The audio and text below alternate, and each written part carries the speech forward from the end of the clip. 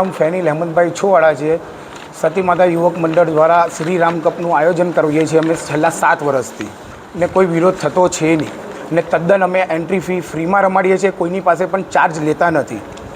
આ વખતે શું વિવાદ?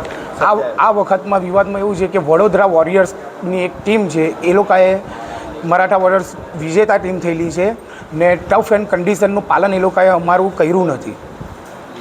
તો શું એ લોકોએ વિડીયો બનાવ્યું છે અને પોલીસ સ્ટેશનમાં શા માટે જવાની જરૂર?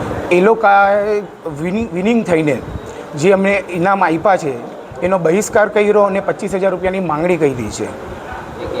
પોલીસ સ્ટેશનમાં તમે શું અરજી કરી?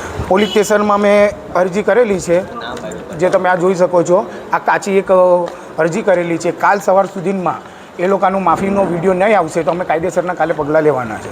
એ લોકોએ કયા પ્રકારનો વિડીયો બનાવીને તમારા પર આક્ષેપ કર્યો? એ લોકોએ શ્રીરામ ભગવાનનો અપમાન કર્યું છે, અમારું અપમાન કરેલું છે, અમારા સ્પોન્સરોનું અપમાન કરેલું છે, ચોર શબ્દનો ઉપયોગ કરેલો છે. એના લીધે અમે કાર્યવાહી કરવાના છે. કઈ રીતે એ લોકો ટર્મ્સ એન્ડ કન્ડિશનમાં નથી બેસતા, રોકાડી નાખે? એ લોકો ટી શર્ટ, શૂઝ પ્લસ એ લોકો દરેક મેચમાં અલગ અલગ પ્લેયરને લઈને રમેલા છે. તે અમારા રૂલ્સના ખિલાફ છે. અને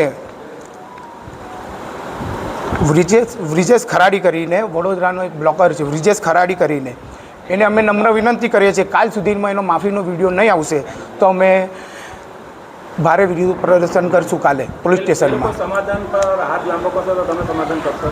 એ લોકો સમાધાન કરવા તૈયાર હોય તો અમારી એક જ માંગણી છે કે કાલ સુધીમાં જે વ્રિજેશ ખરાડી કરીને યુટ્યુબર છે વડોદરાનો, એનો વિડીયો માફીનો આવવો જોઈએ, નહીંતર આ વિરોધ ચાલુ રહેશે. કારણ કે એ લોકોએ શ્રીરામ ભગવાનને પણ ગાડી આપેલી છે.